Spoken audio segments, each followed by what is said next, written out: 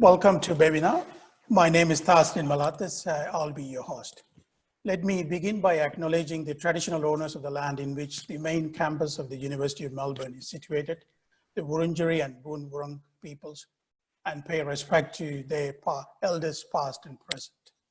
Let me now extend a warm welcome to our participants around the world, paying special acknowledgement of our friends, peers, mentors, and collaborators in the gallery. COVID-19 is sweeping through many communities around the world. It has impacted already and will continue to impact our lives at a scale that was not seen in recent times. Leaving aside the academic debate whether it is truly a black swan event, the term coined by Nassim Taleb to capture the unexpected and hard to predict events which can appear to be rationally explainable in hindsight. But it had been already used to create a spotlight on the event by many commentators, depending on their perspectives. For many ordinary citizens, the lack of preparedness, the panic followed the pandemic, and the changes sweeping through the global economy all point towards an impact that is often associated with that of a black swan event. Right innovation approach as the basis to deal with some of the impact we can begin to see it on the landscape is the topic of the webinar today. We have found the most fitting speaker, Professor Ikhlaq Sidhu from UC Berkeley, to take us through this challenge. Ikhlaq can easily be described as one of the pioneers of modern entrepreneurship education. He also serves as strategic advisor to many organizations in the Valley and abroad.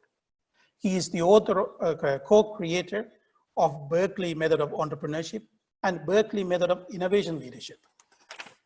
He has also been the mastermind behind the design of key indices that helps to capture and track the evolution of entrepreneurial mindset and other aspects of innovative behaviors. He is the author of Innovation Engineering, a book published recently, presenting a very practical guide to innovation engineering. In recognition of his contribution to entrepreneurship pedagogy and innovative teaching methods, IEEE presented the prestigious Major Education Innovation Award to him in 2018. Prior to his academic pursuits, he had an illustrious industry experience. He has been an inventor of 75 plus patents in the field of internet communications. He was also the recipient of 3Com Corporation's Inventor of the Year Award in 1999. I wish to thank Professor Ikhlaq Sidhu for agreeing to deliver this webinar from UC Berkeley. Okay. Let's see. All right. So first of all, thank you. I think I'm ready to start. I appreciate that. Can I go ahead and share screen, or I'm already sharing it? You need to press the share again. All right, let's try that. Okay, let me know what you see. Yes, that's perfect. You're seeing the title page, right? That's right. Only, yeah. Okay, great. All right, so first of all, thank you. I'm really glad to, frankly, have the opportunity to talk with everyone. First of all, to be invited and to have the opportunity to talk with everyone. I will say it is happening virtually. I would love to actually just fly out and be there in person, but even virtually, this is, it's great. I'm glad that we get to connect and to talk about these things. All right, so to get started, I gotta introduce at least my background or context a little bit. It won't be very long, but let me see if I can click on some, there we go. So here's just a little bit of background. I'm in the College of Engineering at UC Berkeley, and I think Berkeley has certainly been in the space of innovation for at least 150 years. We actually had our 150th anniversary just a year and a half or about 2 years ago. And while Berkeley has been around for 150 years, I started a center which has been around for 15 years, so a little bit shorter, but where there's parallel to what we're doing with innovation in the College of Engineering, we are working on the study and practice of it within the center, within the College of Engineering. And it's reasonably large center by now, 2,000 students, many partners, global, otherwise, networks, things along these lines. I have one more thing to share about my background, or kind of where I spend my day, although I have to say I spend more of my day spatially isolated than ever before. But here's just a little bit of background about the evolution of the center over these 15 years. As I said, we've been working on how you teach people and how they practice and experience innovation and entrepreneurship. When we started in 2005, our primary mechanism was to use case study. And I think case study is really a really good technique. I'm not against case study at all, and we still use it. But since then, we've developed a lot of different ways that we can both practice experientially and transfer the ways to be innovative and ways to be entrepreneurial. And that includes things that relate to people's behavior and mindset. It relates to the way that we teach classes that are in situation. It's what we do with our DataX program, for example, that is a combination of data science and the innovation process together. Our engineering leadership program, which is it's basically development.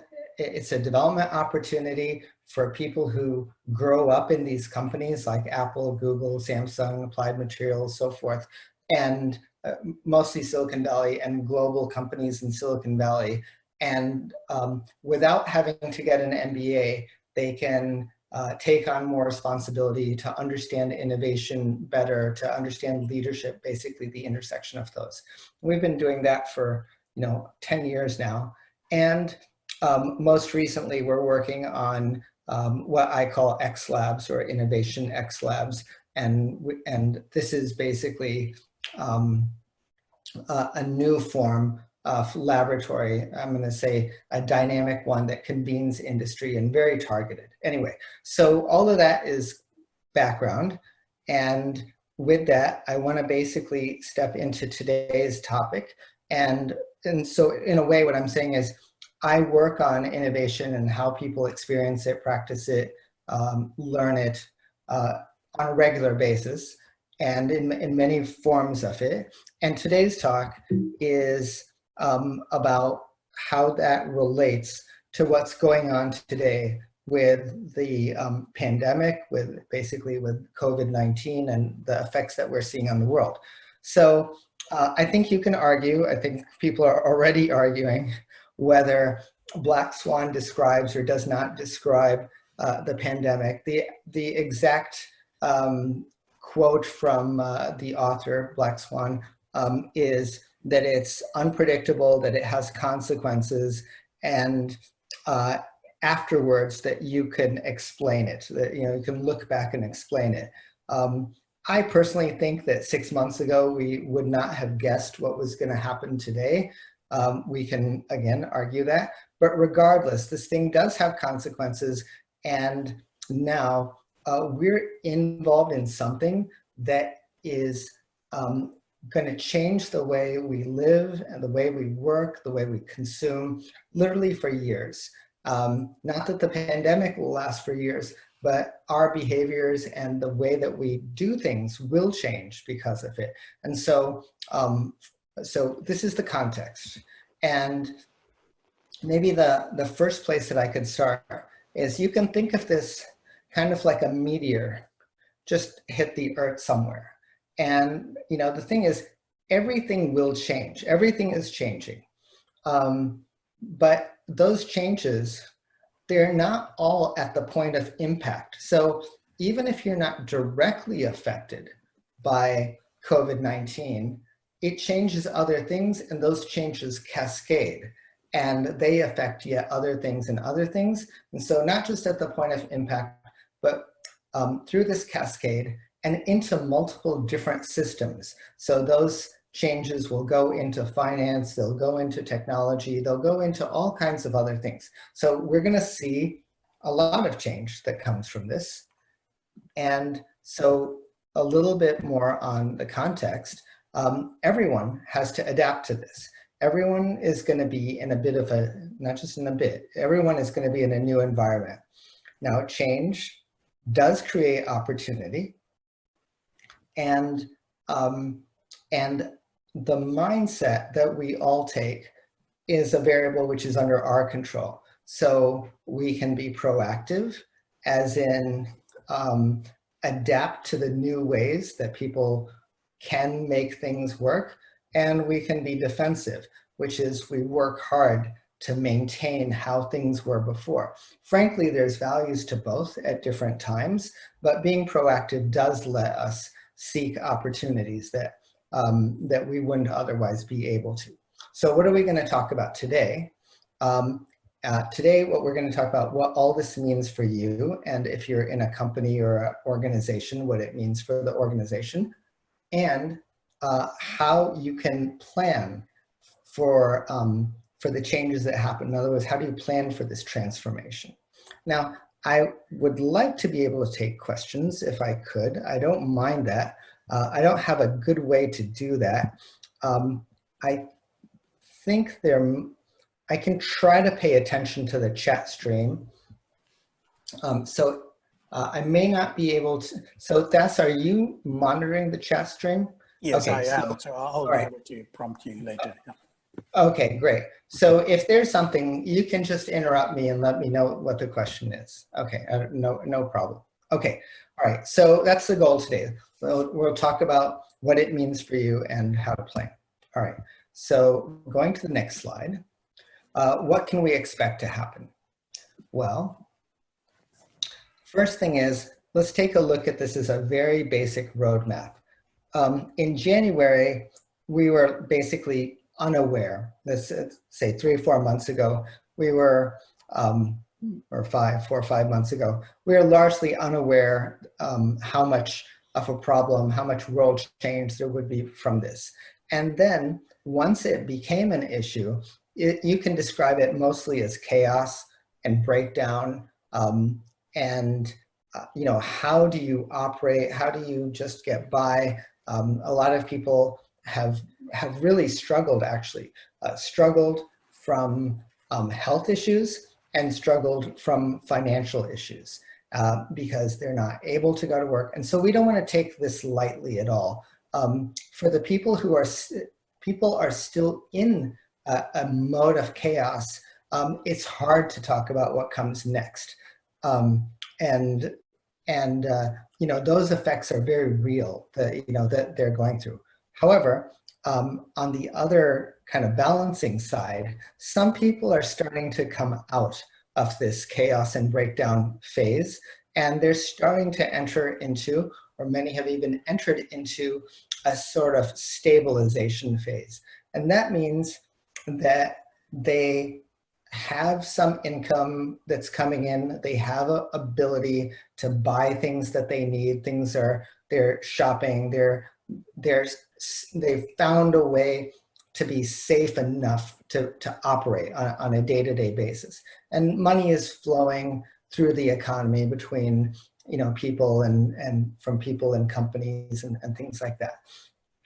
And during this time, this is the beginning of a number of changes. It's important to understand that these changes, they don't all happen at once. It's like a car crash, but it's in slow motion. So you've seen some of it, but we haven't seen all of the changes that will ripple or be connected. And so this slow motion activity is going to be happening at least over a year, probably 18 months. Some people might even say over 2 years. I'm sure you can find some people who would say longer. So that's all going on. I think a lot of the world has gotten to entering this stabilization, but we're still looking at a lot of changes coming up. And then the thing is that while we go through this period, until it's resolved, people will have different behaviors and they'll have different mindsets. And those things are going to change what we do in terms of new opportunities, and they're going to change what we do to correct in future. So a lot of the changes we see in future are going to come out of the mindsets and behaviors that we're developing now. So we'll try to put all of these ideas together during the talk. Okay, so on this slide, the message that I want to provide is that, okay, we're already seeing a lot of shift in the way people work, in how they live, how they consume. And you could say there's a bit of a digital divide. There's some people who are very much in a digital world and they're less affected by this. And then there's people who are on the other side of that divide and they're more affected. They have many less opportunities and fewer ways to work right now in the world, work and live in the world. And companies are the same way.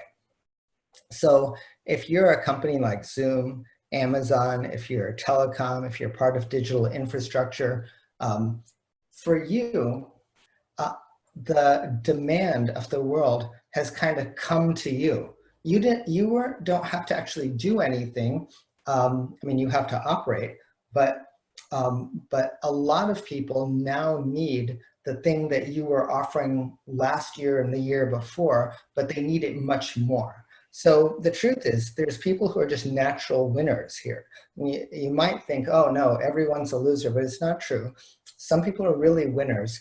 And then there's another set of people that are very negatively affected. Certainly you would think of air, hotel, retail, can't go into a mall, so forth. And if you look at the market caps today of different companies, you're gonna see that same thing. So, you know, on the negatively affected side, Macy's is down market capital, 70% basically. Under Armour, same thing. Exxon, mostly because of oil prices and lack of consumption. And on the positive side, Zoom, Amazon, Shopify, so forth, you can see it reflected in the financial markets as well. Okay, so there's winners and losers. That's the first point here. Now, the other thing we have to remember is that our needs as people, as a social group, they haven't gone away. So a lot of those things that we want, we still want them. Even though we're stuck at home and we can't operate the way that we would normally do it, we want those things, or we want something as a substitute. And people still want to work. So we want to be productive, we want to create things. The thing is that even though we have these needs and wants, our pattern of how we do those things, this is what's changed. I'll give you 5 examples, but we can see a little bit of a glimpse into what's happening. So number 1, work at home economy. So a greater percentage of people have discovered, and a greater percentage of companies have discovered, that people can actually work without traveling to the office, staying at home. And their digital presence, just like right now, I'm not able to be there as much as I would like to. The digital presence is traveling the world instead of the person. Number 2, our consumption behavior. People are not leaving to buy things, but things are coming to them.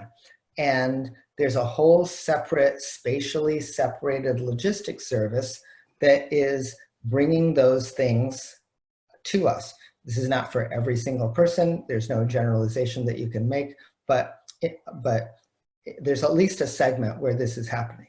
Number 3, visas and immigration. It's less relevant than it was before. If you can work from home, you can work from your home in any country. And you can do your work over Zoom, and you can do your work over shared documents. And those barriers about people being far away, they're slowly reducing, or maybe not that slowly. They're coming down actually quite quickly. All right, number 4, the value of space. Here, there's a question. Will companies still pay for high-end office space? Facebook announced this only a few days ago, that many of its employees will not need to come back into work. What they have to do is they have to work 1 month from home, and if their review as an employee is still positive at the end of 1 month, they can continue to stay working at home quite long, like somewhat indefinitely. Now, we don't know what the effect of company culture is going to be. One of the reasons people can still work from far away is because they were part of a network of people that already knew each other, and they were part of a culture in that group. When you bring new people in, or when those people don't meet for a very long time, can you still maintain that culture in a group? That's yet to be seen. But the first point here is the value of space is decreasing, at least for this high-end office space. And number 5, digital infrastructure. If you have to give up something today, what would you give up? Your internet service or your Uber car service? And I think the answer is a bit obvious. You can't do anything without your internet right now. And internet and digital infrastructure is now more valuable than it's ever before. And here's, this next slide is a bit of a joke, but it really has a truth to it as well, which is, the joke says, who's led your digital transformation of your company, A, CEO, CTO, or COVID-19? This is from Forbes. It's an article in Forbes. But the truth is, COVID-19 is probably already the biggest driver of digital transformation that we've had in the last 50 years. It just forced everyone to operate this way. Okay, so now you can ask this question, okay, so I can see these changes. They are straightforward in a way, or like observable. We can see them. When are they going to return to normal? And my prediction on this is that we have got a plan for a new normal. And think about it this way. Last year, maybe the restaurant was this type of restaurant where everyone dines in and they don't do any takeout, no carry out. And then you look at that restaurant this year and it's empty on the inside. Now, is it going to go all the way back to 100% dine in? Probably not. Probably for some period of time, it's a hybrid. It's a mix of those two. And for all of those things that are operating right now, they don't switch all the way back immediately. I think they switch back somewhat slowly. So for even after this issue is over, this hybrid model of how you worked in the pandemic, it still runs. And so everyone's got a plan for these combinations of how they'll operate. Okay, now let's talk about scenarios and plans. So when this event first, when the pandemic first started and everyone was calculating how do we take our next steps, what is it that we do? The first thing that naturally people come up with is what I would call defensive scenario planning. So what they would do is they would say, okay, how long is it going to be before people feel safe to use our product? For a university, that means how long is it going to be before people can come back into classes or into our labs? And for a company, for Zoom, it's now. There's no time that people have to wait to feel safe. But for other products, restaurants, golf courses, whatever, there's some difference in the amount of time that it will take before people feel that way. So is it, your best case? Is it a worst case, like, a year from now? Is it something in the middle? People pick some numbers and then they basically make an operating plan with those sets of revenues. They try to hold cash for about 12 to 18 months if they possibly can. If they can't, they basically have to do whatever they can. And after they stabilize through this period, then they start to think about repositioning for growth. What's it going to be like? Should we readjust our R&D? Should we double down for the time when things will be better? These are all the normal defensive scenario plan methods. Okay, now as an alternative, we can also do this more proactively. And the proactive one, I want to give you this idea, which is if you're an investor, particularly an investor, but also a manager of an organization, then you've got a couple of choices that you can make, which is not just about waiting. And so you could compare this chart to a very famous chart people know, the Boston Consulting Group Growth Share Matrix. But in this one, it's a little bit more relevant for what's going on today. So the two axes of this chart are, one, is the idea you're talking about a new idea, like a new venture, or is it already an existing or mature business? And the other axis is the demand that you're serving. Is that a demand of the old world, or is that a demand in the new world, the way things are right now with the spatial distance and all of this stuff? So all of us, like universities, businesses, whatever the organizations that we're connected to, we could all find where we are. Universities are not a new thing. They're probably, somewhere in this, possibly on this borderline, this hybrid one, but everyone is somewhere on this chart. Okay, so now let's take a look at a few examples. So if you're Zoom, Netflix, Amazon, you're in this one where you're serving new world demand and you already exist as a business. So for you, and this is very fortunate that you're in this position, your main issues are simply to operate, to scale, to grow. And perhaps, your concern right now is to keep people safe. If you're very big, your concern might be not to get antitrust legislation because you're so critical to infrastructure. Like if you're Amazon, if there are not other alternatives to getting goods to you, then the government might want to look at allowing those alternatives to exist. So, but this is basically essential services today. All right, now there are other boxes here. So if you are in this yellow box, you might be an airline, a hotel. This means that you've got an existing business, but you're serving an old demand model. And now you've only got this kind of, you got a combination of things you can do. You can defensively wait, which is wait for the time that a vaccine is out, wait for the time that the issue is no longer a problem. And for that, you have to think, how much cash do you have? How long can you last in that scenario? And your other one is adaptation. So if you look at what hotels are doing today, they're asking this very important question: what can we do that would make customers feel safe? And and they're actively doing things. For example, some hotels are doing a co-branding with Lysol. I mean, imagine that 2 years ago. You might have done a co-branding with a great chef, or the demands that people had were very different.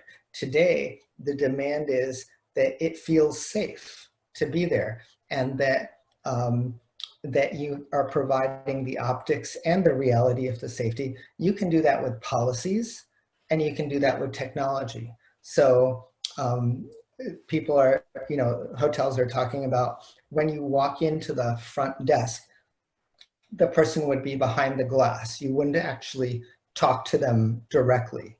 And then there's all kinds of technologies that would be used to clean the room. They're going to change the room so that there's no magazines, no things to touch. Everything gets wiped down. So that's all it's policy and technology combinations.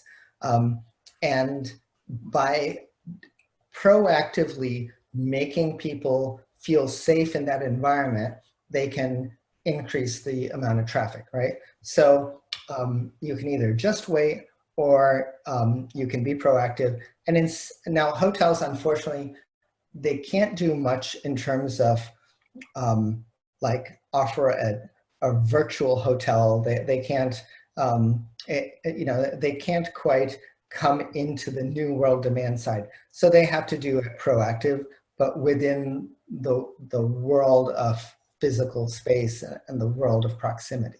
Okay, now, as we said, if you are in the existing business and new demand, you're fine. You grow it. You're an essential service. If you're a hotel, actually, let's come to them last. If you are old world demand and a new business, it's probably not a good time because you're taking too many risks. So investors are not likely to look into anything. Actually, most investors are actually holding, they're trying to figure out whether they can afford their current portfolio. But to invest in this space is the hardest. And if you're talking about new demand, which new demand and you're a new venture, that's fine. Like it makes sense. The context matches. This one here is the tricky one. And so this one, just like the hotel case, you're going to do a wait or adapt, and you can use technology and policy. And you're going to ask your question, do you have the money? Do you have enough resources to be able to actually adapt? And do you have the organizational will to be, do the people in your company have the culture, and how much do they want to make changes that are different from the way they were before? Those are all the kind of leadership questions that you're going to have if you're in this box. Okay. Clark, there was a question whether would you be happy to release the slides? Oh yeah, absolutely. We'll make a PDF and send it to you. Yeah. Okay. All right. That was an easy question. Okay. So more than ever before, there's all this change going on, and this change really affects businesses. It affects whether they live or they don't live. It's not just like a nice to have kind of things. So we're really in need of innovation that matters because of the shifts that are happening and all this change that impacts our work and life. And that takes me back all the way to the title of the talk. So we got this Black Swan event, but it's not just business as usual or waiting around. We actually need innovation, but we need a certain kind of innovation now more than the types that we had before. There's a certain urgency to them. So, so we're trying to understand that. Whether you're in a traditional lab, corporate, R&D, or other categories of innovative places, the question, what does it mean for innovation to be valuable?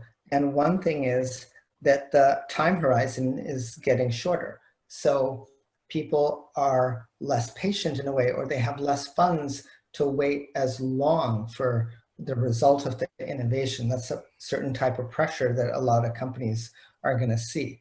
And of course, as we said, innovation is essential and everyone has to adapt for it. Okay, so I have a little bit of advice for technology innovators. And this part, I'm not going to go into a lot of detail. I will release the slides, but it's just kind of a pre-warning. In order to talk about it, you just need to provide a little bit of detail. So first one is, if I go to practical advice for people who are doing innovative work, I'd say there's a technique of learning how to catch the time of a wave of change. And I'll talk about that in a second. A second thing is that perhaps it's time for a different process. One that is not simply make a demo and hope that people like it.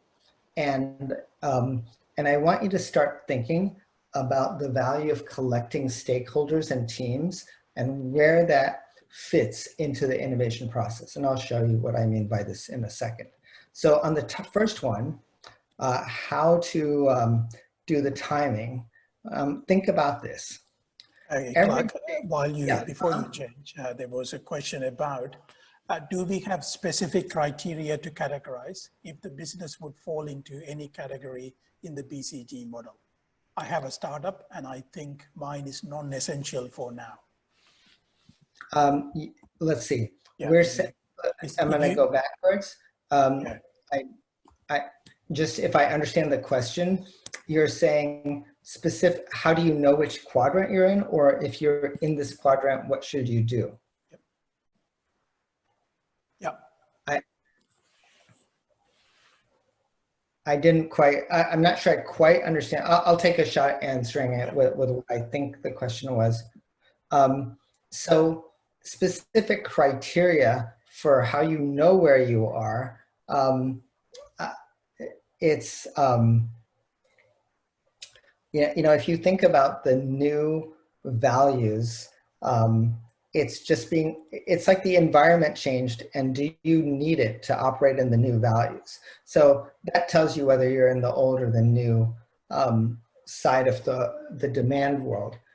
If you are in this red box, and I'm not sure if that's what you're asking, then the issue is only that you're taking one extra variable of risk. The people who are on this green experimental side, they have plenty of risk to take on their own anyway. That is, you know, maybe they're working on some touchless technology so that you know, people can feel safer going into a bank or something like that, and that's fine. But if you but there's plenty of risk for them. And then if you add to that, that this is not a current relevant pain that people have, if you're gonna wait, then you're just adding that one extra layer. Now, it's possible that you wanna think of this as a timing of investment. So, you know, maybe because nobody is, because the price of all the things you need is very low right now. It's kind of like buying a hotel. This would probably be a great time to buy one, in the sense that a year or 2 years from now, there would be demand. So if you can actually buy or get into it because the timing is good, that's fine. But if you're getting into it because you're expecting to get revenue right now, then this is not the time to be in it. So hopefully that helps you think through the factors there. Okay, I'm going to go back to where I was. So my point on this slide was that change leads to change. So COVID-19 forces distance, so that leads to a change of how people operate. Maybe they work at home or use video conferencing. That change leads to another change, which is maybe your home office is not conducive. And so maybe because your home office is not as good as it should be, then there's a new set of home office products. So you see, you would look at this and you'd say, okay, that change caused a need for video conferencing, but maybe it's too late to go into video conferencing. So if this problem has already been solved, then you say, all right, well, what is that change going to lead to? If you look at that scenario and you say, yeah, but that one is already being solved, then you have to basically imagine, well, let's suppose that is solved. What is the next change that that's going to lead to?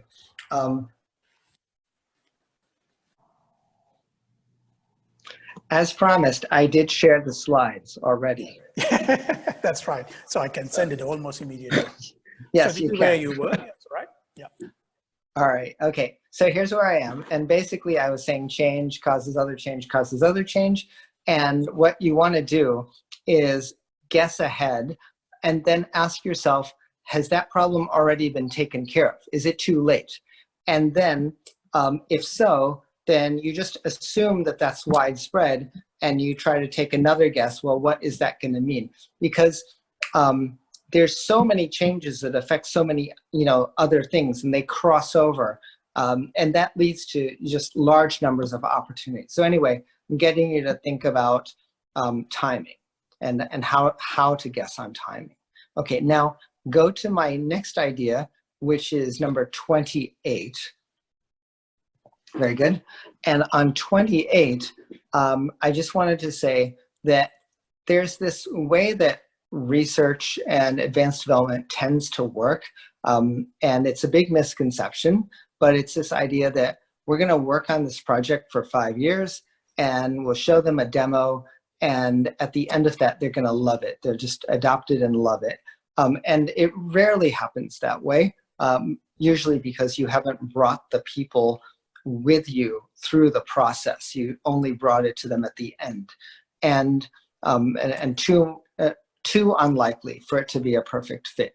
But today, it's even worse because we don't have time for this model. You can't just start working on something and then think like, okay, I'll show people a year later or 2 years later. And now I want you to think about a slightly different approach. That's on slide 29. And on slide 29, I basically want to say that this is an example of someone who is very successful at starting a lot of companies. Actually, the number is over 50, and it's more than $70 billion of market capitalization. That's Larry Bach. And he passed away a couple of years ago. But he was very successful in this model. And the only thing I want to get to here is, how did he do it? How did he get so many of these things started so quickly?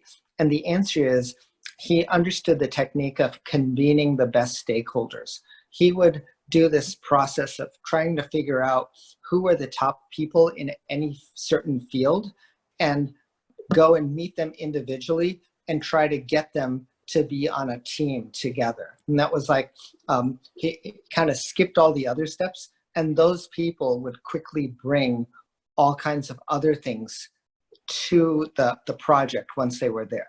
Okay, go to slide 30. Slide 30, just building, okay, the next slide. Okay. Okay, so if you've ever seen one of these movies like Ocean's 11 or Guns of Navarone or, like anything on this list, these are usually like big project movies. Or sometimes they're not quite legal projects, but anyway, there's like some big thing to be done. And all I want you to notice is that the first 1/3 of the movie is getting the team together. How they will think, who's the best person for, this activity or for that other, who has that skill? And they spend a lot of time talking to that person. Okay, now we got that person. Now we got this person. And then eventually they get them all together, and then the rest of it kind of happens. And this is the part that people tend to overlook. You put a lot of effort into the plan or the logic. A lot of effort should actually go into getting the right people together. We can talk, if we had a lot longer time, we would talk about what it means to be the right people. And it doesn't just mean that they're stars in their skill. And we can talk about all the things that happen afterwards, about supporting them and aligning them. But the main point here is, I want you, if you want to speed up innovation, think about convening people as a starting point instead of just the idea. Okay, I'm going to go to slide 31. We're getting towards the end here. I wanted to say on this slide that mindset matters. The people who lived through the Great Depression, they were careful with money through the rest of their lives. So right now, we're all living through a type of a crisis, and we're living through a very different environment. And some behaviors that we'll pick up during these times are going to stay with us even after the crisis is over. And now I'm going to go to slide 32. This is a list of things that can affect your mindset, how you think about disease and war, how you think of social distance. I won't go through all of these in detail. The value of science and facts, the value of office space, like we talked about, the negative effects of fake news, all kinds of things like this.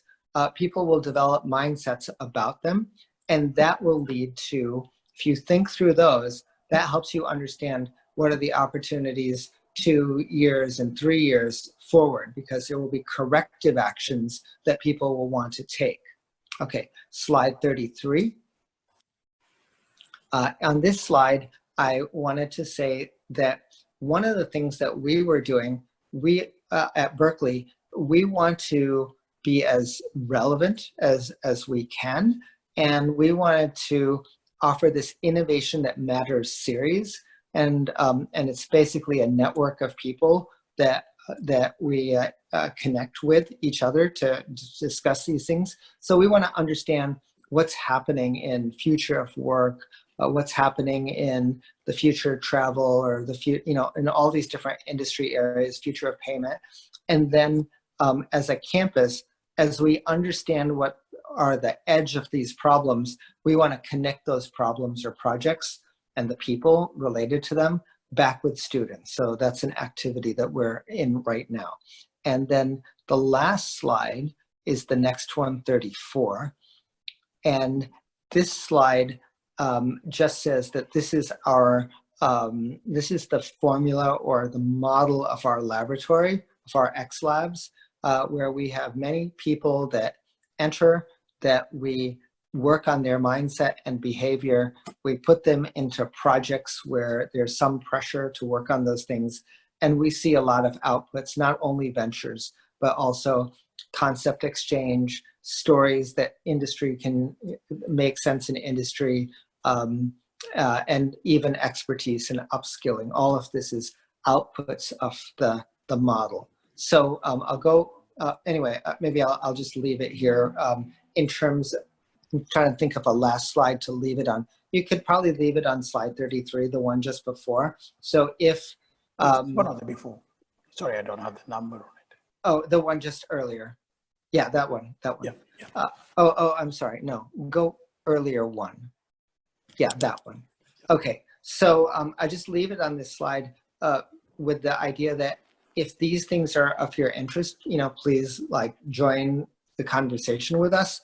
And if you're making progress in innovation and something is really working well for you, let us know how it's working. And that's the way we learn, and that's the way we let other people learn what works and doesn't work. Okay, so with that, I'm basically at the end of the talk. I hope I didn't go way too long. And of course, sorry for the power interruption. I just got a message from PG&E at the same time saying, sorry, but there's a power interruption. Yeah. Anyway. Really, thank you, Ikhlaq. Please, everyone, join me in thanking Ikhlaq for demonstrating resilience and responding to dynamic situation, and also taking us through really very exciting and inspiring talk about how innovation that matters is the kind of important topic for us now. And so let me see whether there are any remaining questions that maybe, because I would like to let people go if they want to. Yeah, one of the things that was there was whether it's actually the situation that we were going through the seminar and the COVID-19 was whether that was giving us a slightly different attitude and a mindset in terms of putting up with some of these difficulties and then working out how we can respond in a better way. Is that a fair summary of how our attitudes have changed? Yeah, okay, thanks, that's a good point. So here, I think there's two sides to that. And one is that we want to be proactive, but we don't want to be out of touch with people who are really suffering. So, I think you can't gloss over that part.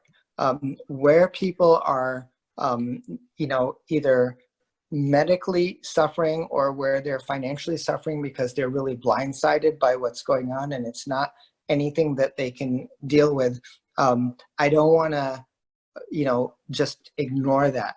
And then on the other side of that, I think that you have to recognize that we still, like I said, we still need to live, we still need to be social, we want to work, we want to be productive. The world doesn't really stop. And so, I've talked with people around the world some people say that in some countries and places, everyone is just kind of paralyzed in terms of business. Like no one's making any decision, no one's doing anything. I think it's a little bit more positive on this side, which is there's still a significant amount of, like some people are still, positively affected. And I think there's still a lot of what can you do? What still works? How do you adapt? It's not all paralyzed. I think it's really, okay, how do you get through it is a very different question than just stopping everything. There was another question there. What about non-technology based innovation? That's a good question. So to me, the non-technology based innovation probably falls mostly under policies. So but maybe the person who's asking the question has a different thought in mind. I'm not sure. So if you mentioned about example, innovation in policy, processes, systems, structures, and how to maintain social interactions, things like that. Yeah, and policy and technology would go together. So, the technology doesn't do it by itself always. Sometimes you need a set of rules that everyone has to follow. You can call it a culture, you can call it a policy if it's enforced. It's at least half of the solution. I think I would probably put the balance at half. When I gave the hotel example, I think it's probably 80 or 90% policy and 20% technology. And there was one great talk under difficult circumstances. Please expand a bit on the Larry Bock approach to stakeholders. Yeah, okay. That's a very instructional case example for me. What he would do is he was in the life science area, and he would find some new topic, something that was being discovered recently, maybe through papers or at a conference or something like that, where he thought, okay, there's some potential to it. But the kind of normal way that people think about these things is they say, okay, who's got the problem? What's the solution? What do I need to build? How do I go to the market? How much money do I need? And he would not do that. Instead, he would say, all right, that's a new area. Who are the top 5 people in the world? And he would start asking, who do you think are the top 5 people? And anyone who was in that list, he would try to reach them. And when he's talking to them even, he would say, who do you think are the top 5 people? And when he had consensus around who a lot of people seem to think are the top people in the world, he would basically tell them, I'm not the expert. I am, my goal is only to get all of you together into one company. And they would bring the resources, they would bring the market entry strategy, they would bring everything that they needed to make it happen quickly because they already had those things. Thanks, Ikhlaq. And maybe one last question you could answer, and then we can probably finish it up. This is a question from Amanda about I'm very concerned about third world Africa, lack of technology and infrastructure is going to mean they're going to be the most affected. So how is that? Sorry, just keep coming. So questions could keep moving. Yeah. I could not hear that last question. Yeah. He said, I'm very concerned about something. So because of I think the Africa and the lack of technology and infrastructure is going to mean they're going to be most affected by COVID. I can't see that it won't affect the developed world, but any forecast for the situation in the next 1 to 2 years, I guess lack of travel and how they'll spread. Yeah. Yeah, it's so I don't have a crystal ball on this. I'll say the factors that I can think of are it's hard on everyone. I think it is going to be bad.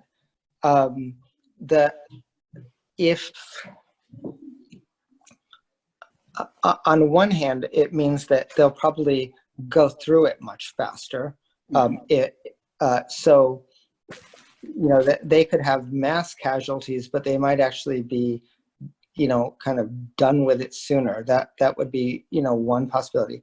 Then there's another version where it really comes down to the attitude of people as a group. So like countries like Vietnam and so forth, you would think that they would have a lot more cases than they do, and they actually have very, very few cases.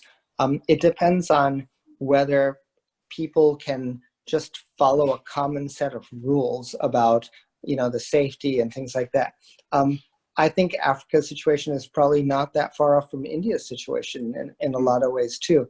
I think there's a large population in India which is going to be very hard to manage, both through communication and education and so forth. So I think it's right. I think there's parts of this world that are going to be affected more severely and more quickly. Yeah, there's no good answer for that. Yeah, just a couple of quick one maybe you wanted to answer that says, in particular, your Innovation X program, whether is there anybody can participate or not. There is a PhD scholar is looking at the neuroscience and innovation and relevant policy and wondering whether they can join your program. You know, send me an email. I think we haven't quite figured out everything about how to get everyone to participate in different ways, but I'll definitely keep those and figure out ways for the maximum number of people to participate. Just send me an email. It's just my last name at berkeley.edu. Yep. And any ideas on how to inspire the bravery required in the new world? You know, I don't have a, okay, so I can only think that there's this saying, which is there's a fine line between stupidity and bravery, and that that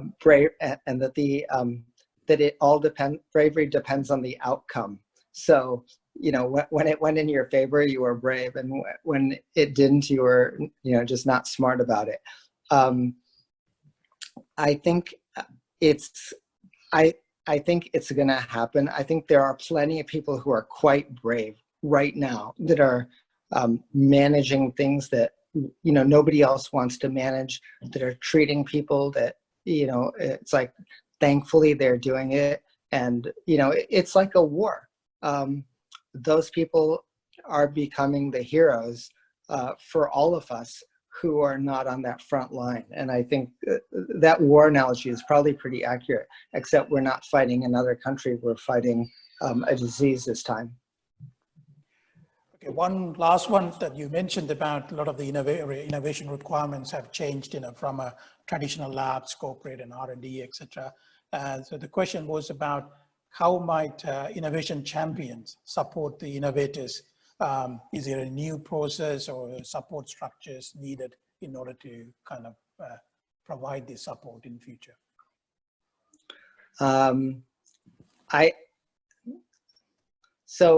I think it's hard for me to define exactly who are champions, but I think if that means, you know, the centers and the accelerators and so forth, I think a lot of the messages and towards the end of my talk are designed for that.